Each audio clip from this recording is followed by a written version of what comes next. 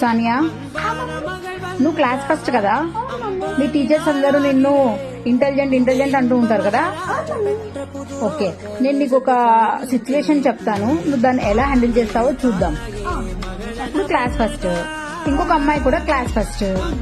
ఆ అమ్మాయి ఒక టాపిక్ మిస్ అయ్యింది, కానీ మీ మేడం ఏమన్నారంటే టుమారో ఎగ్జామ్ ఉంటుంది, ఆ ఎగ్జామ్ లో ఈ టాపిక్ డెఫినెట్ గా వస్తుంది అని చెప్పింది.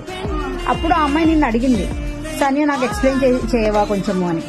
అప్పుడు నువ్వు ఎక్స్ప్లెయిన్ చేస్తావా? ఒకవేళ ఎక్స్ప్లెయిన్ చేసావు అంటే కనుక తనకి కాంపిటీషన్ అవుతుంది, అప్పుడు నువ్వు ఫస్ట్ వస్తావో రావో కూడా తెలియదు. మరి ఇప్పుడు ఏం చేస్తావు? ఎందుకు ఎక్స్ప్లెయిన్ చేస్తావు? ఒకవేళ